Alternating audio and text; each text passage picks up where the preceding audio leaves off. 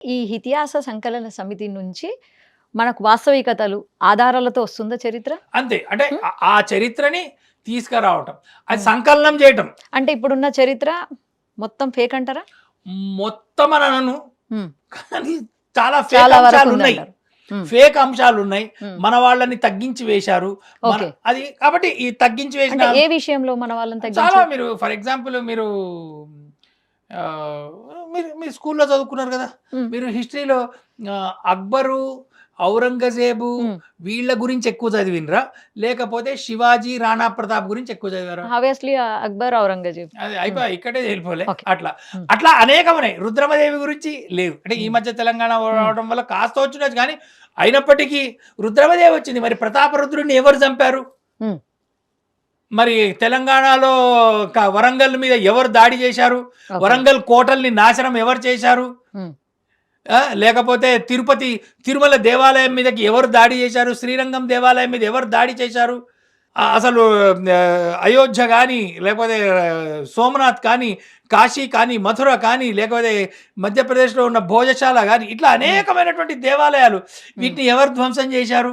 హ్మ్. ఇదంతా గూడా మానవ సౌభ్రాతృత్వం, అన్ని మతాలు సమానం అనేటువంటి వాళ్ళు చెప్తారు. అది వాస్తవమా?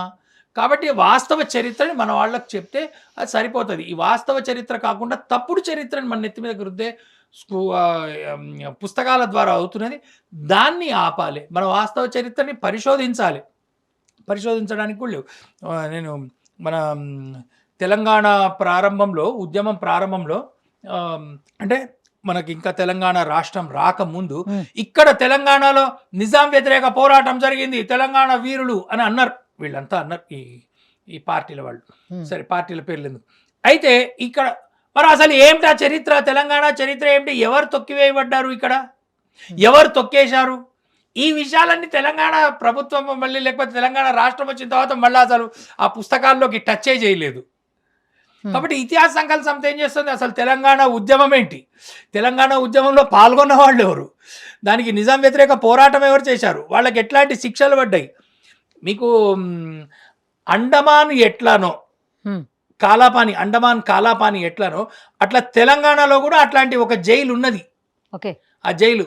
మీరు శ్రీశైలం ఎక్కడ? పోతుంటే మన్ననూర్ అని ఒక ఊరొస్తుంది. హ్మ్. శ్రీశైలం అంటే ఆ కొండలు ప్రారంభం కాంగానే, ఓకే. కొండ ఎక్కంగానే హ్మ్. మన్ననూర్ వస్తది. అక్కడి నుంచి ఇక అరణ్యం ప్రారంభమైతది.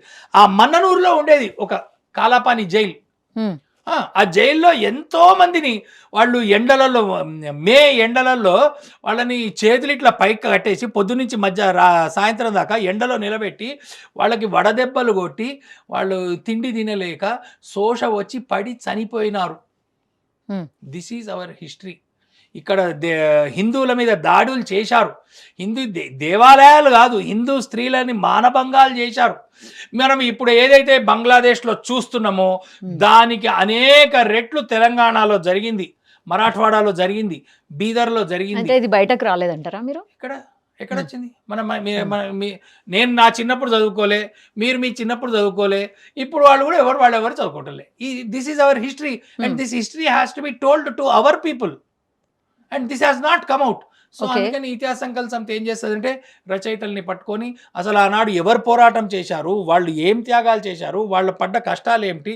వీటి మీద సంకలనం చేయించటము, టాపిక్స్ మీద రాయించటము, రిసర్చ్ చేయించటము, పుస్తకాలు పబ్లిష్ చేయటము, హ్మ్. సెమినార్‌లు పెట్టటము. కేవలం తెలంగాణ అంశమే కాదు. హ్మ్. అఖిల భారత అంశాలు. సరే మనం ఇప్పుడు తెలంగాణ బుక్ విషయానికొస్తే మీరు గూడా ఏదో రాసినట్టున్నారు గదా! నేను బుక్కు? రాసింది విశ్వమంతా విస్తరించిన భారతీయ సంస్కృతి, దాని ఆధారాలు. ఈ ఓకే. భారతీయ సంస్కృతి విశ్వమంతా మరి ఇదంతా చెప్తున్నా అంటే 3000 సంవత్సరాలు, 4000 సంవత్సరాలు, 5000 సంవత్సరాల అంటే క్రితం. మీ బుక్ కంప్లీట్ అయిందా? కంటిన్యూ అవుతుందా? లే అది అది రాసాము, ప్రింట్ చేసేసాము. ఓకే. తెలుగులో అయింది. తర్వాత ఇంగ్లీష్‌లో కూడా అయింది. ఓకే. అవి కొన్ని వేల పుస్తకాలు అమ్మేశాము. సరే మరి విశ్వమంతా విస్తరించిందా?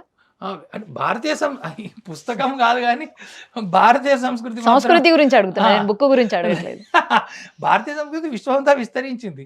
భారతీయ సంస్కృతి మీకొక సెన్సేషనల్ అంటే ఆ పుస్తకం రాసేటప్పుడు నాకు తెలిసిన ఒక అంశం చెప్తాను. ఖురాన్ ఉంది గదండీ! ఖురాన్. హ్మ్. ఖురాను ఓంకారంతో ప్రారంభమవుతుంది. అదెలా? ఎలా కాదు ఓంకారంతో ప్రారంభమవుతుంది. ఎలా కాదు. ఖురాను హ్మ్. ఓం అని ఓం తర్వాత ఇంకా మిగతా వాళ్ళ సూరాలు, ఆయతులు ఇవన్నీ ఉంటాయి. ఇవన్నీ అయితే. ఈ విషయాన్ని ఎట్లా అంటే అక్కడ ఇప్పుడు ప్రస్తుతం ఎనీ ఖురాన్ ఇవాల్టి ఖురాన్ కూడా మీరు ఖురాన్ తీసుకుంటే మొదటి ఆయాత్ ఆ లా మా అని ఉంటుంది. ఆలామా అని ఉంటుంది. ఓకే. దాన్ని వీళ్ళు ఏం చేస్తారంటే ముస్లింలు ఆలామా అని చదివేసి తర్వాత మిగతా ఖురాన్ చదువుతారు. కానీ యాక్చువల్ అరబీ గ్రామర్ ప్రకారము లకారము ఆకి లా మాకి మధ్యన వస్తే ఊ లాగా పలకాలి. ఆలామా అని రాయాలి, ఔమ్ అని చదవాలి. ఇది నేను ఆ పుస్తకం రీసెర్చ్ చేస్తుంటే తెలిసింది. తర్వాత నేను ఉస్మాన్ యూనివర్సిటీకి వెళ్ళి ఆ అరబీ ప్రొఫెసర్స్ని ఆ డిపార్ట్మెంట్ ప్రొఫెసర్స్ వాళ్ళని అడిగా. అంటే అవును అట్లా ఒక రూల్ ఉంది అని చెప్పారు. అంటే మరి ఇట్లా ఖురాన్లో ఈ ఫస్ట్ ఆయాత్ ఇట్లా వస్తుంది కదా సార్ అన్న అనేటప్పటికి అరే రే నువ్వెవరు అది ఇది అని వాళ్ళు టెన్షన్ పడ్డారు. కానీ ఇది ఫ్యాక్ట్. ఇది స్వామి రామానంద తీర్థ 110 years బ్యాక్ చెప్పారు ఇదైతే. దాని తర్వాత ఇవాళ మీరు అక్బరుద్దీన్ అనే పేరు ఉంది కదా, అందులో ఎక్కడన్నా లా ఉందా? అక్బరుద్దీన్ ఎక్కడుంది? అదే అక్బరుద్దీన్ అదే ఆయన అక్బర్ అల్దీన్ అని రాస్తాడు. ఓ ఆయన అరబీలో ఓకే. అక్బర్ అల్దీన్ అని లా రాస్తాడు, కానీ ఉద్దీన్ అని చదువుతాడు. అక్బర్ అల్దీన్ అని రాస్తాడు, అక్బర్ ఉద్దీన్ అని చదువుతాడు. లేదా అసద్ అల్దీన్ అని రాస్తాడు, అసద్ ఉద్దీన్ అని చదువుతాడు. నయీం అల్దీన్ అని రాస్తారు, నయీం ఉద్దీన్ అని చదువుతారు. ఆలామా అని రాస్తారు, ఔమ్ అని చదవాలి. ఓంకారంతో స్టార్ట్ అవుతుంది ఖురాన్. ఇట్లా ఇంకా చాలా ఉన్నాయి అంశాలు.